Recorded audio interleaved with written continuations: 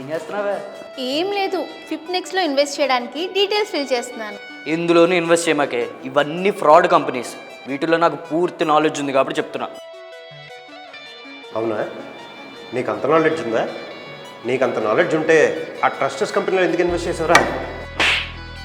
ఇంకా ఆ ఏడీవీలో ఎందుకు పెట్టావు? క్యూఎఫ్ఎక్స్లో ఎందుకు పెట్టావు?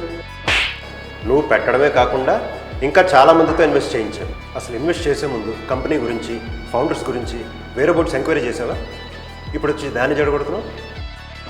మేము అన్నీ చెక్ చేసాము, ఫౌండర్స్తో మాట్లాడాము. పైగా మాకు రిఫర్ చేసిన వాళ్ళతో 10 ఇయర్స్గా ట్రావెల్ చేస్తున్నారు. ఇంకా ఏ ప్రాబ్లం వచ్చినా తను రిటర్న్గా అష్యూరెన్స్ ఇచ్చాడు. అందుకే ముందుకు వెళ్తున్నాం, దట్ టు విత్ పక్కా డాక్యుమెంటేషన్. లేదురా, ఇవన్నీ ఫ్లై బై నైట్ కంపెనీస్. నేను పోగొట్టుకున్న ఎక్స్పీరియన్స్తో చెప్తున్నా.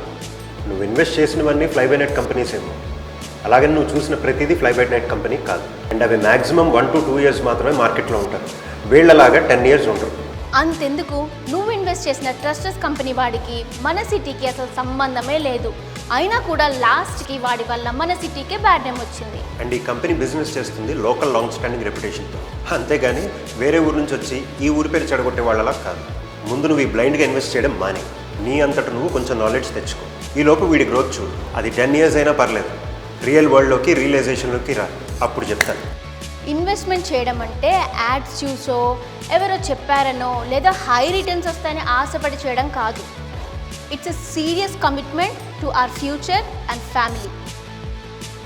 Stay tune to Fipnext for more updates.